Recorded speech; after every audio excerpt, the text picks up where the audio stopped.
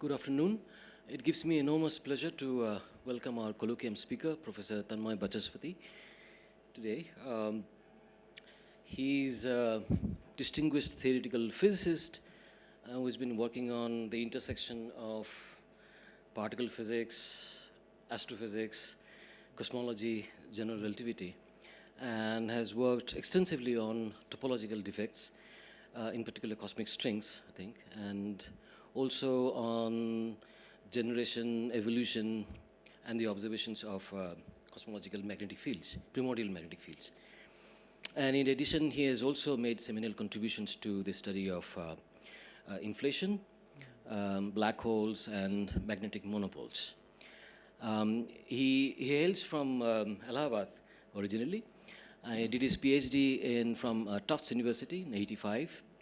And after that, he has had several academic positions, a lot of places, Delaware University, Tufts University included, Case Western Reserve, and then also has had sabbatical positions at other places like TIFR, Institute of Advanced Studies, University of Maryland. And then in 2010, he has joined Arizona State University, where he's the director of the Cosmology Initiative, and is also a part of the outreach activities there, which is called the Beyond Center, he was telling me. And he has had several awards and fellowships. He was the Rosenbaum Fellow at the Isaac Newton Institute in Cambridge, also the member of the Institute of Advanced Study, and the fellow of the American Physical Society. So I won't make it longer and stand between you and Professor Vachaspati, so please give your lecture.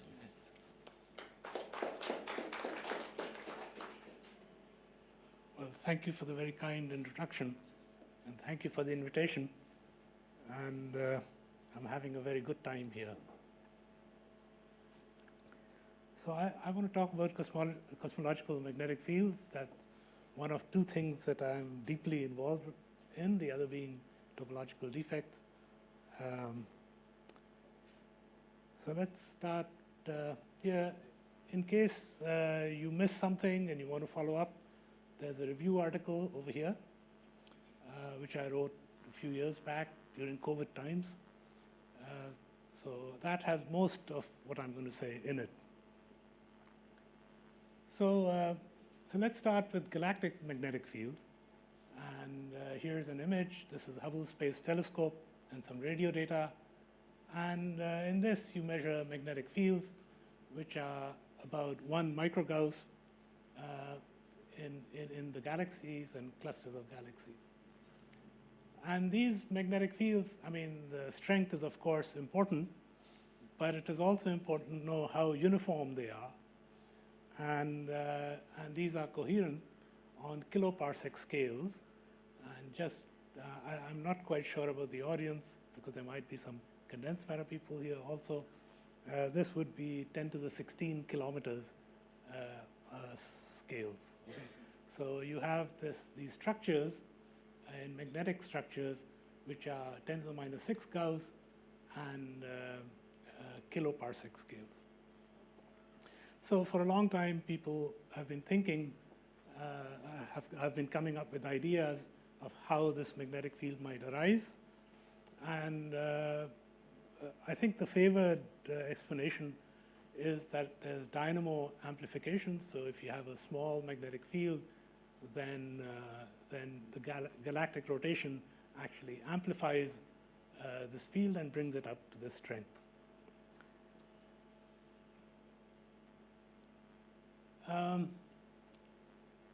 Then if you take an image from the Sloan Digital Sky Survey, and then so that the Sloan Digital Sky Survey is looking at galaxies and mapping them out in space, you get a picture in a slice in this way.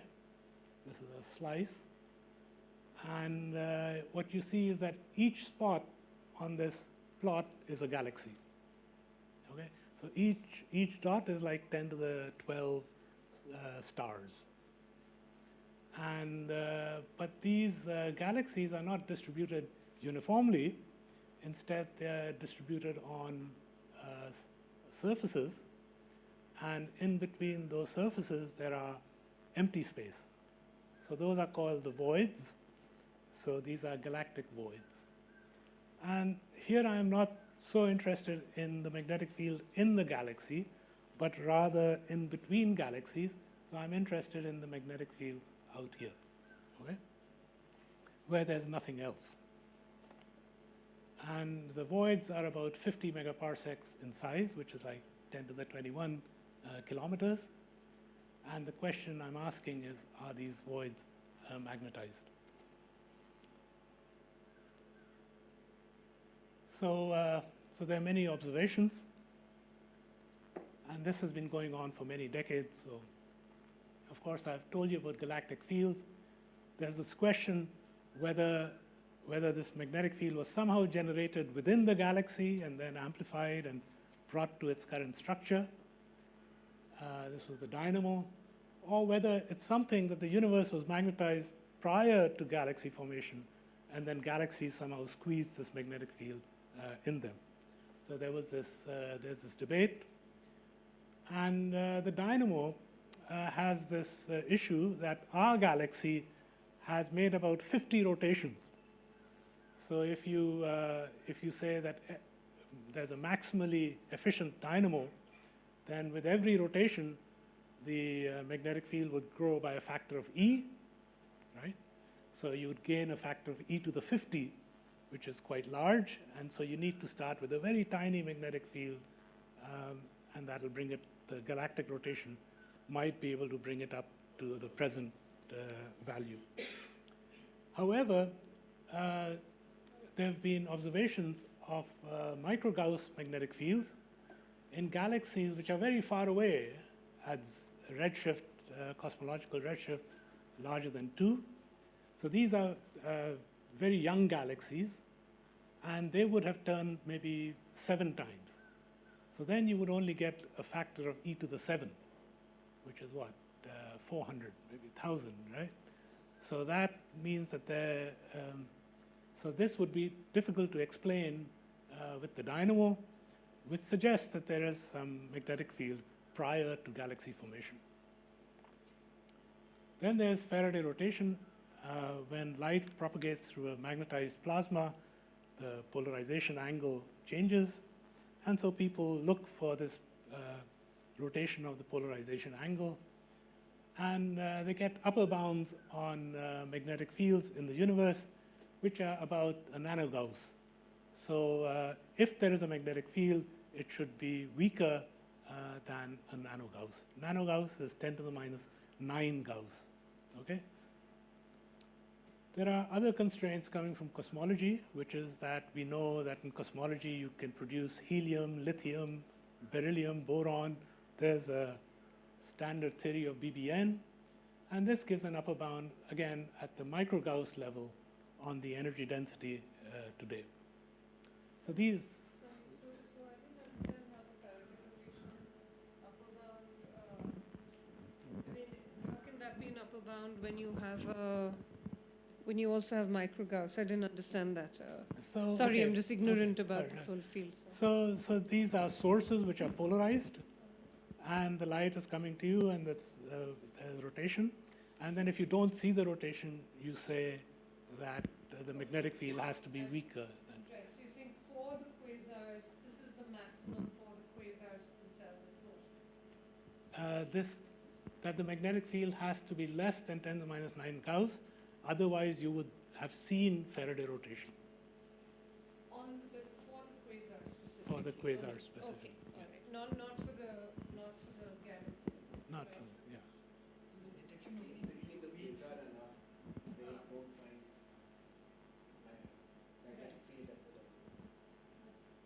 Detection of these very weak fields is also through rotation, Faraday rotation measurements? Sorry, The detection of these extremely small magnetic fields is also through Faraday rotation, or?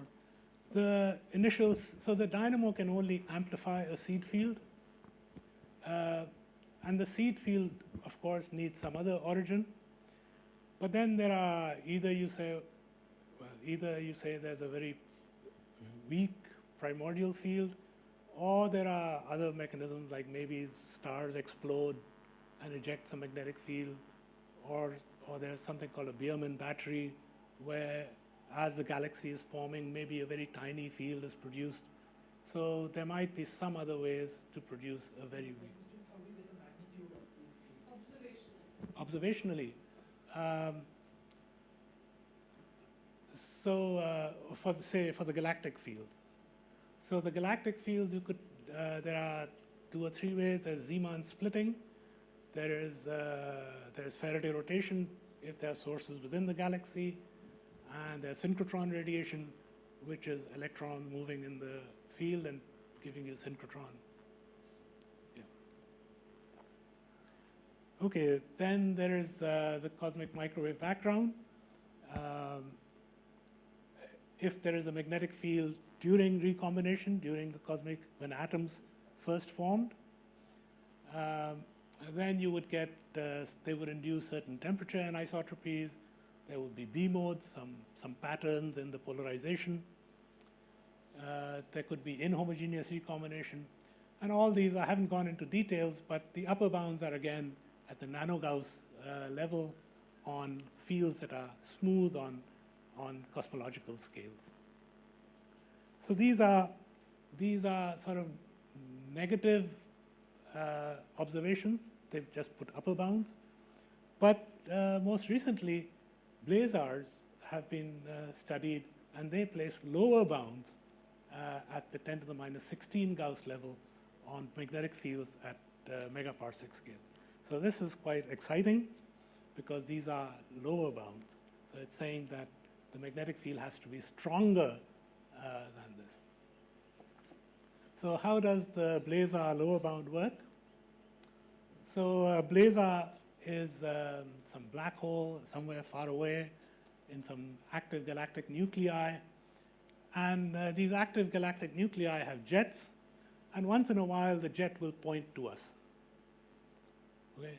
So we're looking down the barrel of a gun, and there is a very high energy gamma rays coming from this gun. And those would be at TeV energies, 10 to the 12 electron volt energies.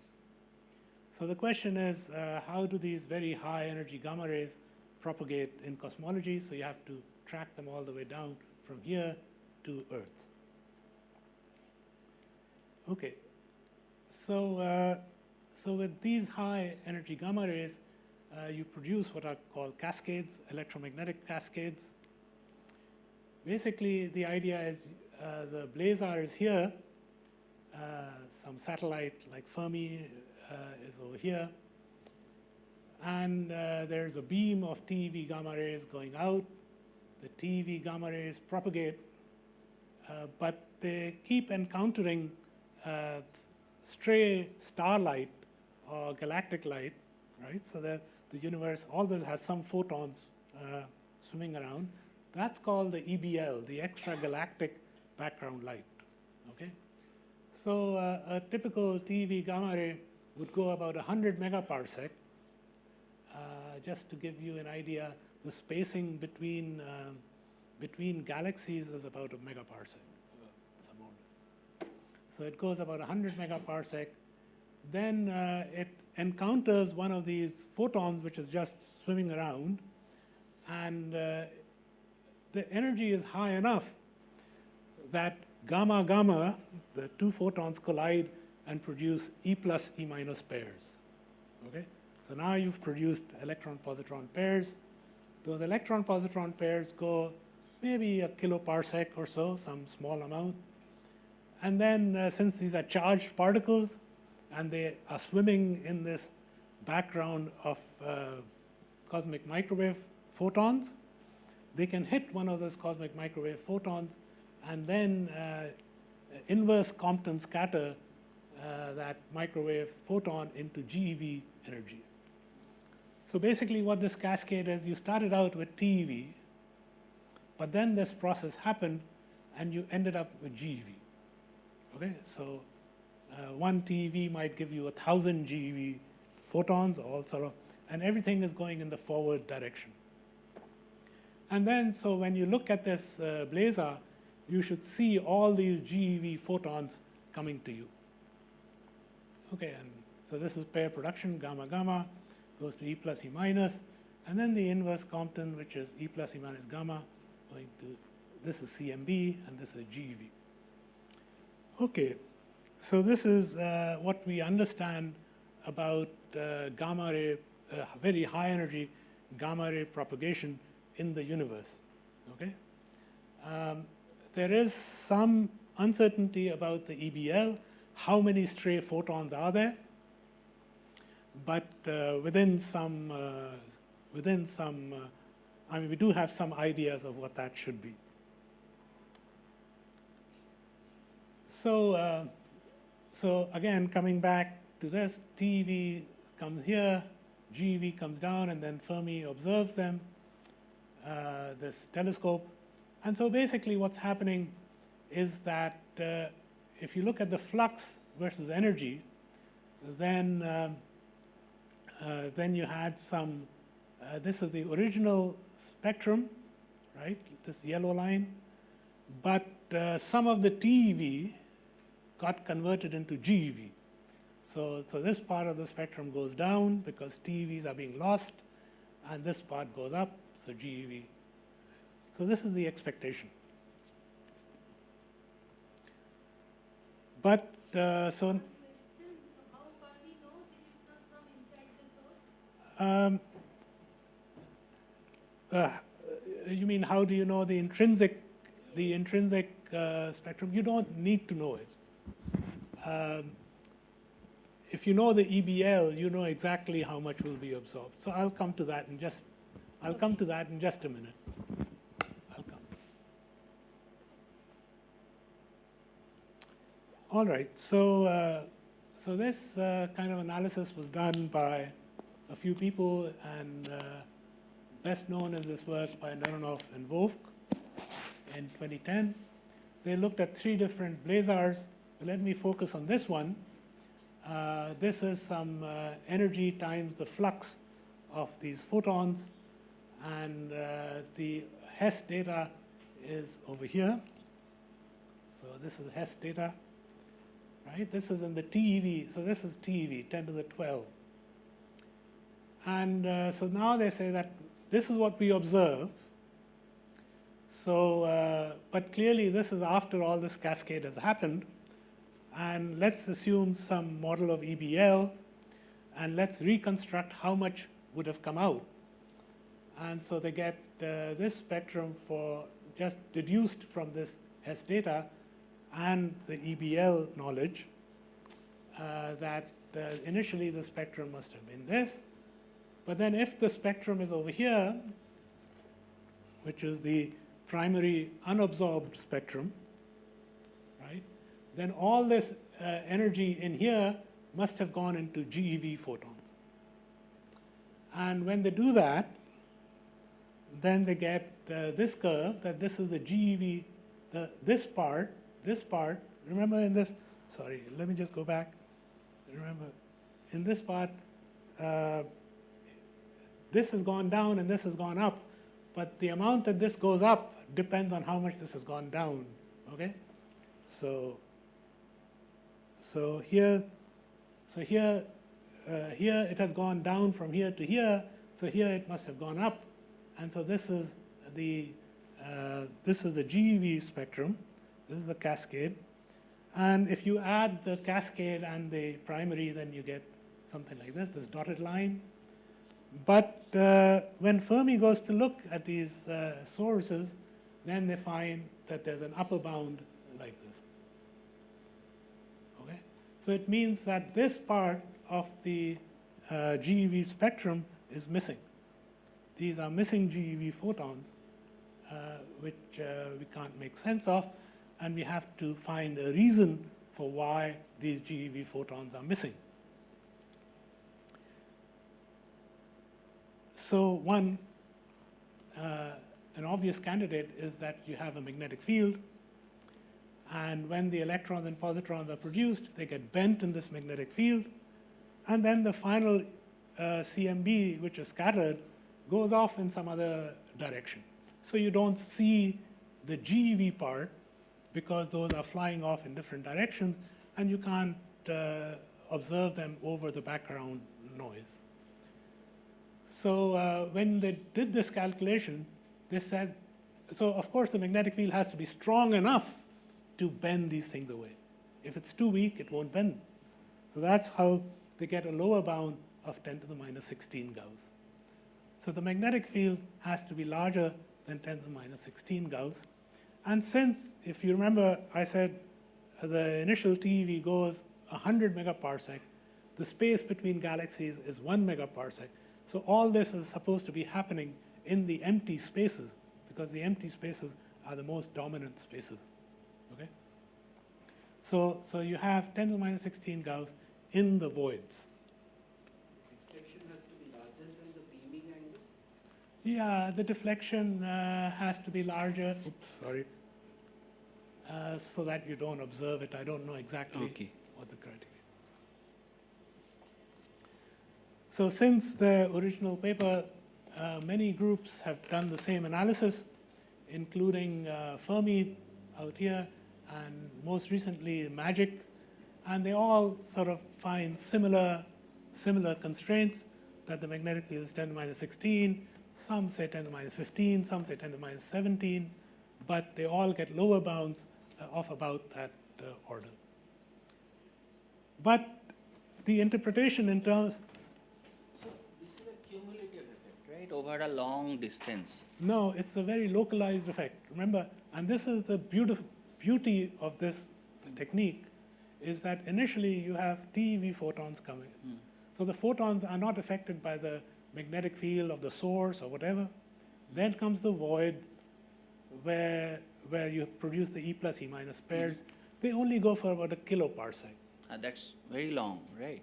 No, kiloparsec Well, in our sense, is very short, because in the distance from us to the blazar is a gigaparsec, 10 to the 9, and so that's 1,000,000 times more than the thing. Yeah. right, but my question was that even in that case, it's a pretty large distance. Means in your definition, it's small, but there may be localized flares of magnetic field, and there may be regions with very low magnetic field. My question is that there is no way of knowing that, right? You are Yeah. having an integrated over that distance, Over isn't the it? kiloparsec. Yeah. Over the kiloparsec. Yeah, that's absolutely right.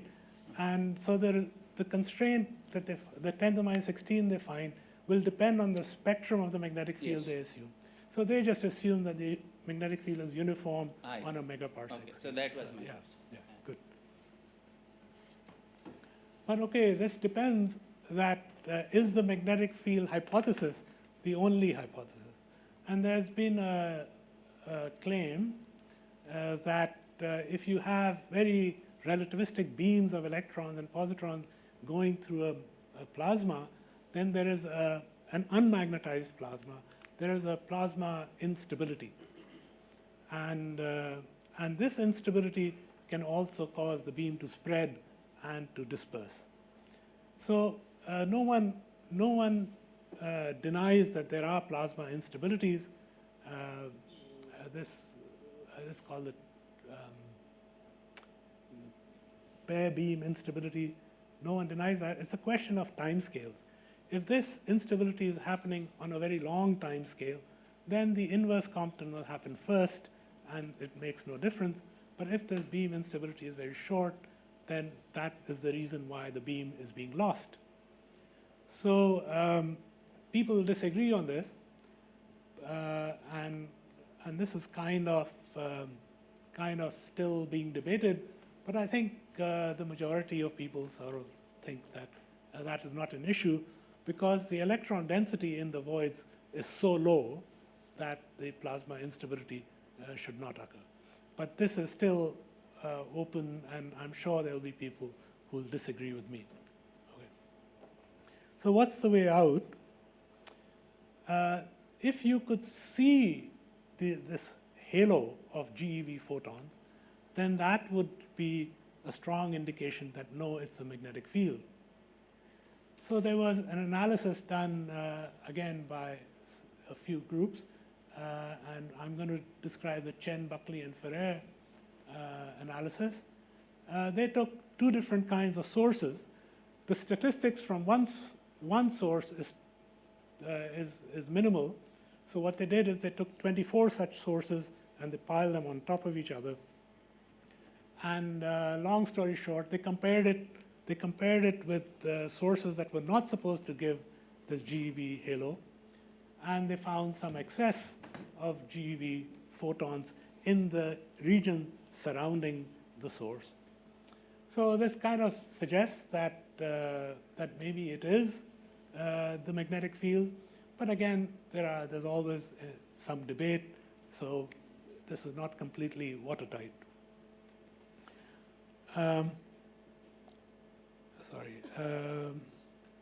I should say that this situation will improve because the CTA, the Cherenkov telescope array, is coming up with a very wide collecting area, and that they might be able to see this halo. The other place to look for magnetic fields would be in the CMB, and this is something that Tarun might be interested in. As the CMB comes to us from the epoch of cosmic recombination, that's when free electrons and protons first combine to form hydrogen. Now, imagine that there was a primordial magnetic field at the time of recombination. Then these people say, Jilamzik and company, that the magnetic field would apply Lorentz forces to these charges, and it would lead to inhomogeneous recombination. So somewhere there's more hydrogen, somewhere there's less hydrogen. And that would help resolve something called the Hubble tension. The Hubble tension is that when you look at the CMB, the Hubble constant turns out to be about 67 kilometers per second per megaparsec, whereas if you look at the local universe, it comes out to be 72 kilometers per second per megaparsec. But the 67 that you get from the CMB assumes homogeneous recombination. So if you relax that constraint, then you can get, then there's a slight reduction in the tension. The tension doesn't go away, but it's and then recently I saw another paper on dark matter mini halos being formed if there are magnetic fields. So there is scope for Tarun and your students to do some work in this area. Well, I should add that I was talking to Shiv this afternoon, and he expressed some skepticism about this claim. So there's work for Shiv to do as well. Well, this was a slide I got from Levon Pagosian. Maybe I don't, maybe I'll skip this, okay? But this kind of saying why how the Hubble tension gets reduced. So now let me come back to magnetic fields, not so much their observation. How do you characterize a magnetic field? So of course, if you have a uniform magnetic field, you just give its magnetic field strength and its direction. But that's not what we would expect. We would expect a tangled magnetic field, which is statistically isotropic, okay? And such magnetic fields you would characterize by their correlation function. So you have B at x plus r, B at x, and then different components, I, J. And then Monin and Yaglom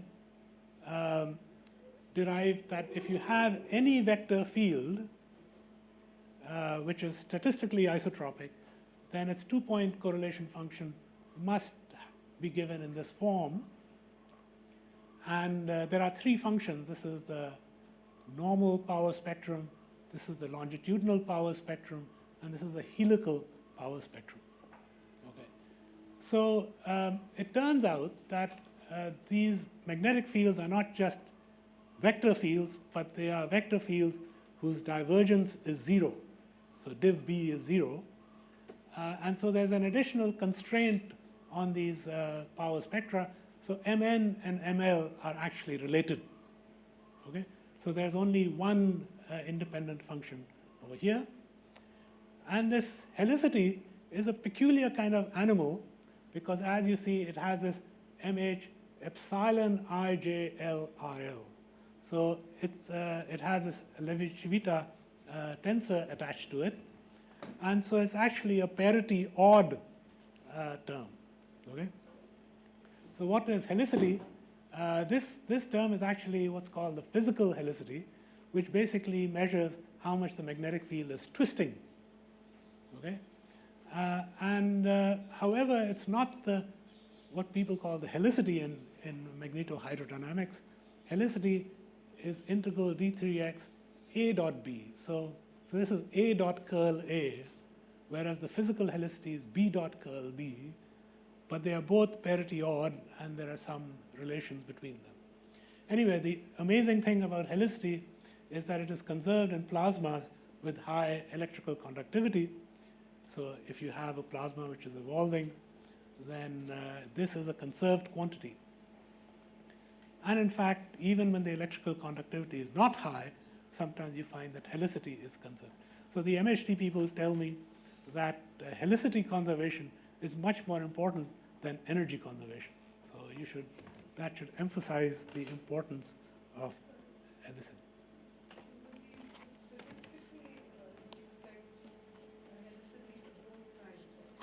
Yes. So this is not telling you that sign of the helicity. This MH of R, does it give you a sign, a specific sign of, or does it tell you that on average you have a? So this is a very interesting question. I mean, of course, if whatever gave rise to the magnetic field was a parity symmetric theory, then you would expect 0. But if your underlying theory had some inbuilt parity violation, then this may not be 0. And so measures of helicity can maybe tell you something about the underlying parity or parity violation. And actually, in the electroweak case that I will discuss in a minute, it will tell you about the CP violation, the charge plus parity violation. So, it's an important property to actually try and measure. If you find a magnetic field, it's important to try and measure its helicity. So coming to that point, how would you measure helicity? Well, let's think of the blazar again, and here we are, the observer. And let's say the blazar sends out 2 different TeV gamma rays, and then these come, there's some bending due to magnetic fields, and this one comes here, and this one comes here. So this observation is measuring the magnetic field here. This observation is measuring the magnetic field over here. So the thing you can do is to find some sort of correlation function between the measurements, and that will give you the correlation function between the magnetic field. And if you construct your correlator, which is parity odd, then it can only be sensitive to the parity odd correlator of the magnetic field. So then it becomes very simple. You construct this quantity theta E1, theta being this vector, and let's say the energy is E1, and you cross it with theta of some other energy, and you dot it into the direction to the blazar. And this, if you work out, it turns out to be proportional to the helical power spectrum. So just by these, if you are able to see these GeV gamma rays, such as maybe CTA might see, then you should be able to find this correlation. Okay. All right, but what you need to do is to take these thetas at different energies. Okay. So there is a way to measure helicity in actual measurements. Just to give you an example of what might happen if you were able to collect all these GeV photons, and let's say, again, the same picture, and you have a helical magnetic field, then what happens is basically the high energy GeV gamma rays that you get are clustered close to the source. So those are the sort of purple or blue line, blue shaded area. And the lower energy ones are spread out more, so you get a bigger halo. So the size of the halo depends on the energy, but the twist actually gives an azimuthal shift to this whole thing. And so you might get halos which look like this.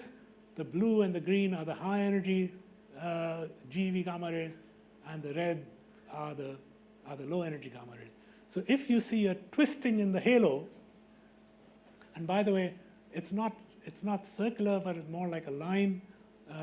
You can kind of convince yourself that that's the case by considering a uniform magnetic field. The beams can only bend this way. They can't bend this way, right? They'll fly out. So once there's more data, you might start seeing the actual halo, and you might see the structure of the halo. So now I'm going to change gears completely because RRI has many different expertise. So now I'm going to switch to particle physics.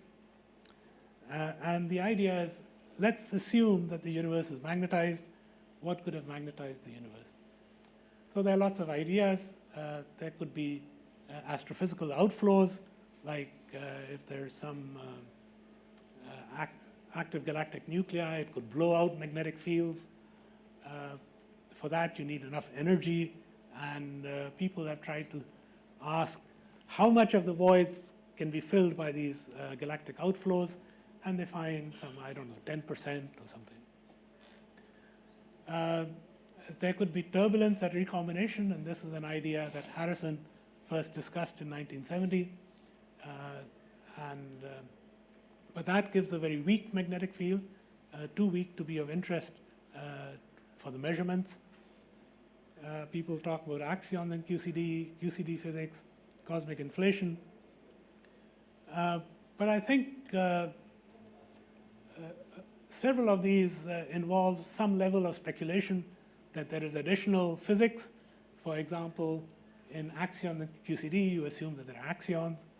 In QCD physics, you assume that the QCD transition is happening in a certain way. Cosmic inflation, you obviously assume some couplings and inflation. So I'm going to talk about electroweak symmetry breaking, which is the standard model of particle physics. So just to give you an idea of what this is, the electroweak theory has 4 different gauge bosons. So these are all massless. So each one of them is like the photon, if you wish. It's more complicated versions of the photon. And at about 100 GeV, when the temperature of the universe was 100 GeV, which is about a nanosecond after the Big Bang, the Higgs, which has been discovered, so it's no longer speculation, gets what they call a vacuum expectation value, and it breaks the symmetry. It breaks the electroweak symmetry, and you're left with electromagnetism. And basically, what it happens is that these gauge bosons split into 2 sets. One is responsible for the weak force, which is radioactivity, and the 4th one is the photon, which is electromagnetism. So, so at a nanosecond, so before a nanosecond, there was no electromagnetism. After a nanosecond, electromagnetism is born, kind of, and you have one massless photon. Okay, so that's in a nutshell. So what we did is we did some direct simulations of this symmetry breaking, so basically at this stage the Higgs is 0, and at this stage the Higgs is non-zero. And so we did a simulation of this phase transition, and here is a box. The blue is where the Higgs is 0, and the pink is where the Higgs is non-zero, and the Higgs is breaking the symmetry, and electromagnetism is turning on. And so then the bubbles of Higgs collide, and basically the system relaxes. And as this is happening, we track the energy density in magnetic fields, and we find that the energy density in magnetic fields grows, and then saturates at about 6%. So 6% of the initial energy in the Higgs goes into magnetic fields in these simulations. Other groups have also done the simulation, and they look at the spectrum, and what they find is that there's a peculiar peak of the spectrum at large length scales, so small k. And this means that the magnetic fields are not some tiny particle physics size things, but rather long, coherent structures that emerge from this transition. And we also looked at the spectrum, and we find some peak over here. So basically, just to summarize, if you, just to, in a sort of cosmological way, the energy density at electroweak is in magnetic fields is about 1% of the entire energy in the universe. So this is omega b. And then the spectrum turns out to have that b on a certain wave number k goes like k squared. And let me ignore em for the moment. So, so this is sort of direct simulations. And in simulations, you often find results, and you want to try and understand them, that why am I getting this magnetic field? So I think a better understanding is required. And one way to think about it is that you somehow have to derive Maxwell from electroweak. Okay? And you have to say, what is my magnetic field in terms of the original gauge fields, those three W's and the Y. And what you find is that the magnetic field is not just curl A. Okay? It's curl A minus this term, and this has to do with the gradient of the Higgs fields. Okay? And indeed, when you look at the divergence of this B, you find that it is not 0, which is saying that in the electroweak stage, there are magnetic charges in the system. Okay? So I told you that the Higgs gets a vacuum expectation value, or just a VEV. And the Higgs is a rather complicated structure. It has 4 components, but you can think of them as a vector. Let's just think of vectors. It's a vector, but there is an additional degree of freedom which is given by the color, so the color of the vector. So you have green vector, blue vector, red vector.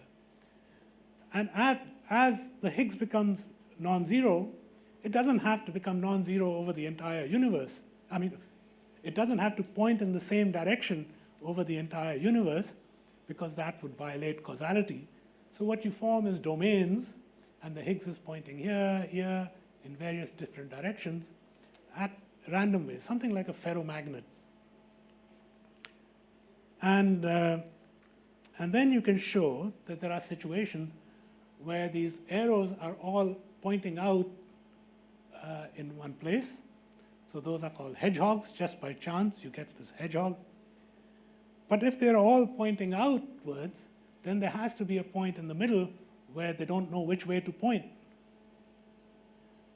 And if they don't know which way to point, the only thing that can happen is that the length of the vector goes to 0.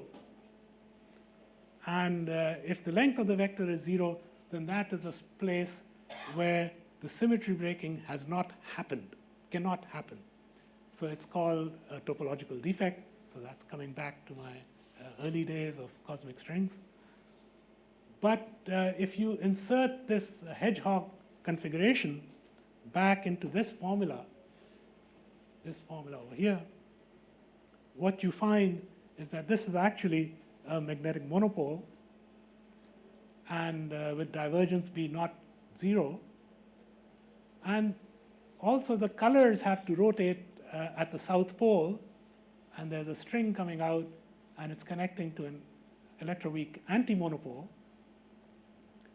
And you might say, well, this is how is this different from a bar magnet where I have north on one end and south on the other and something in between? But the point is that in the bar magnet, inside there's a magnetic field, right? But here, this fellow has a magnetic field, but it has nothing to do with electromagnetism. It is a Z magnetic field. I don't know if sorry, back here, the Higgs breaks it into 3 gauge fields. These are radioactivity, and so the Z is giving you the radioactivity, and the A is something else. So these are actually orthogonal fields. So for those of you who know about quark confinement, these are like quarks, and the string is like some color field. So these are really magnetic charges in the electroweak sector. So when you have the symmetry breaking, you're having magnetic charges. Magnetic charges are forming. So here we did a simulation of what kind of formation should happen. So these dots are monopoles and antimonopoles, and they're connected by a string. And then, of course, what will happen is the string is going to pull these monopoles, antimonopoles together, and they will annihilate and go away. So there will be no disaster. But what you will be left with is the magnetic field that is sticking out of these monopoles and antimonopoles. So that's how, at least I understand, the formation of a magnetic field after the electroweak phase transition. So at the monopole, the Higgs is, the wave is non-zero, right? Yes. So what happens when they annihilate? Then the Higgs field no longer remains a hedgehog, it becomes smooth.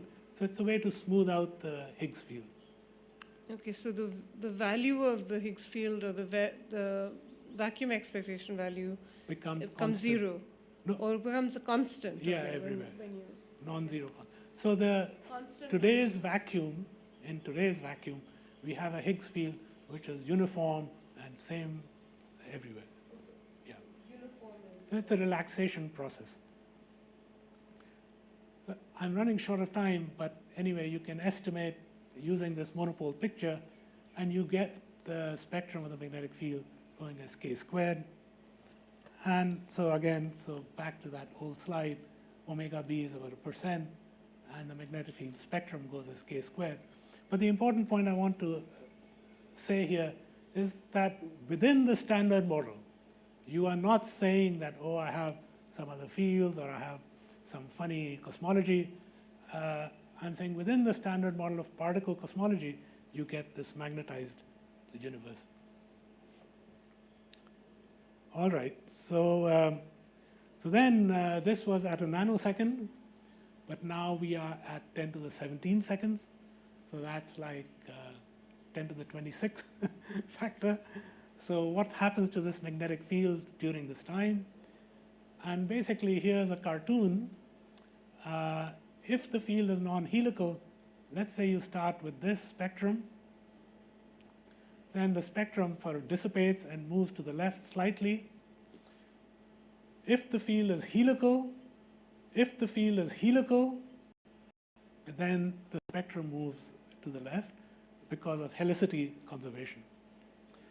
But what you see is that we are interested in large-scale magnetic fields. So we are interested in this part of the spectrum. If the field is non-helical, then it's much smaller. But if the field is helical, then it is much larger, because there's no dissipation. It just moves to the left. So this is called an inverse cascade, where you're transferring power from small scales to large scales. And this is a direct cascade, though people, MHD people have been finding a small amount of inverse cascade even in this case. So recently, with Axel Brandenburg and Ramkishore Sharma and I, we took the spectrum from the electroweak epoch and we evolved it, and we got some sort of, this is non-helical, and we got some sort of inverse transfer, inverse cascade. But more interestingly, which is, I am not an MHD person, recently there's been another invariant that has been discovered, and this is now called the Hosking integral, and it measures the magnetic helicity fluctuations, and we find that that is a conserved quantity numerically. Okay, so anyway, so this is something that's going on, and I think it requires, see, before the electroweak, the only thing I can do is to do a field theory evolution. But once the electroweak is over, I have to switch over to MHD. So we need better collaboration between particles people, field theorists, and MHD people. Anyway, the upshot is that if it's non-helical, then on a kiloparsec scale, we get 10 to the minus 18 Gauss, which is kind of marginally interesting. If it's helical, then on 10 kiloparsecs, we get 10 to the minus 11 Gauss, which is way consistent with the Blazar observations. Okay. And this maybe I already mentioned, as you asked that how can you get the helicity? You need some parity violation or CP violation. And actually, both these things are necessary for another cosmological problem, which is the matter-antimatter asymmetry. You wouldn't have any matter in the universe if parity and CP were not violated. So we need that, but the same things can give you helical magnetic fields, but the current estimate with the standard model parameters, it turns out that there's a very small amount of helicity, and but again, okay, this is something to be understood. But if you were to measure, if you were to take the Blazar measurements and you were to see a lot of helicity, then you would say that in the early universe, there has to be strong CP violation going on. So that gives you information about particle physics. Okay, I think I'm right on time. So summary, observations indicate a magnetized universe. So this is all the Blazar data. And on the other hand, standard model of particle physics predicts a magnetized universe. So that's nice. Quantitative predictions, these are still ongoing. And there are several deficiencies in what we've done so far. There are no fermions, and exactly how they interact with the monopoles is not understood. And then again, if you observe magnetic field helicity, then you can say something about P and CP violation in particle physics. And of course, primordial magnetic fields affect cosmic ray propagation, and that might be important for astrophysics. And it can help explain galactic magnetic fields. If the 10 to the minus 11 is correct, if this is correct, then basically you do not need much of a dynamo. You just need a little bit, because as the galaxy collapses, it also strengthens the magnetic field. So, okay, with that, I'll stop.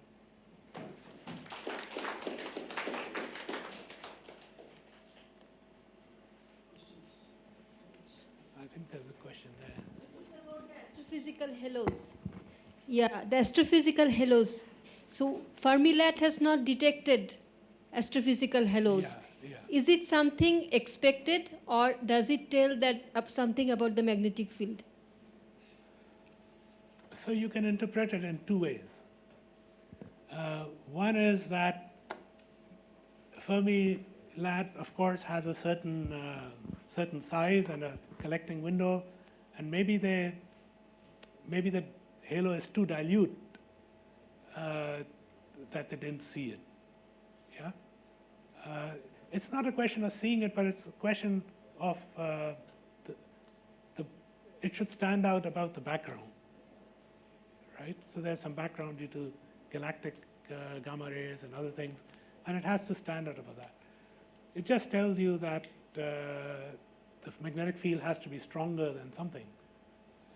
Or you can say, well, or it can be the plasma instabilities that are at work. Yeah, but hopefully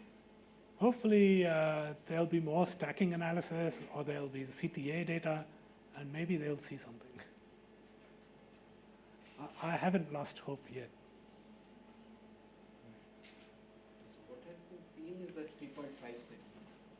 What has been seen is the stacking result you showed was 3.5 sigma, right? Already? Yeah, in the Buckley-Chen. Yeah, This halo is detector. halo detected at 3.5 sigma.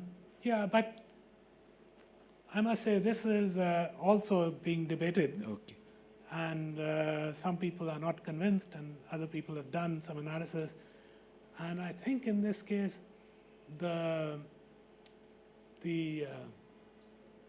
something about the blazar modeling comes in. Yes.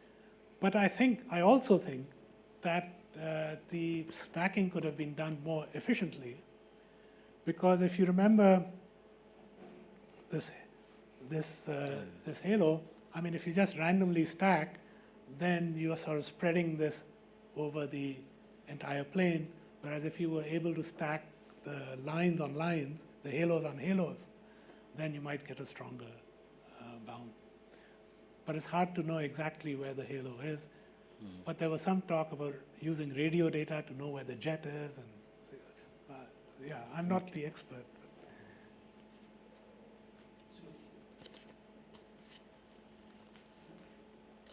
Yeah, just so in the theoretical modeling that you had, or understanding electroweak transition, the fact that you had a wave, a non-trivial wave that comes into play, is very important in having this value of a B field, right? A non-zero B field. Is there any understanding? I mean, I think you mentioned it a little bit, but for the helicity or the CP breaking, are there similar mechanisms in electroweak theory? Or, I mean, I'm not aware of these things, but are there sort of natural, theoretically sound possibilities without resorting to novel physics, just within the standard model? Yeah. So it's an interesting. Actually, it's a place where mathematics comes in. If you have a monopole, then it looks like a hedgehog. And if you have an anti-monopole, then I've drawn it with the hedgehog pointing in. So that is basically the x, y, z components going to minus x, minus y, minus z. But another way of making an anti-monopole is to just flip one sign. So you have x, y, minus z, right? And now you think about putting a monopole and an anti-monopole together. So you have a choice. You can put x, y, z, minus x, minus y, minus z, or x, y, z, x, y, minus z, right? So it turns out that it's not just a discrete thing, but it's a one parameter way of patching together a monopole and an anti-monopole. And that we call the twist. But actually it was discovered by Taubes using Morse theory, that you could put a monopole and an anti-monopole together, but if you twist them, then they form a bound state, and it's a solution to rather complicated field theory equations. Then Nick Manton extended Taubes' calculation to the electroweak theory, and he found that there's a solution with basically a twisted monopole, anti-monopole, and it's called the sphaleron. The interesting thing about the sphaleron is that if you violate baryon number, right, which is what you need to produce the cosmic matter-antimatter asymmetry, you have to go through a sphaleron. You have to produce a sphaleron. Basically, you have to take the monopole, antimonopole, twisted by pi, twisted by another, by 2 pi, and then let them annihilate.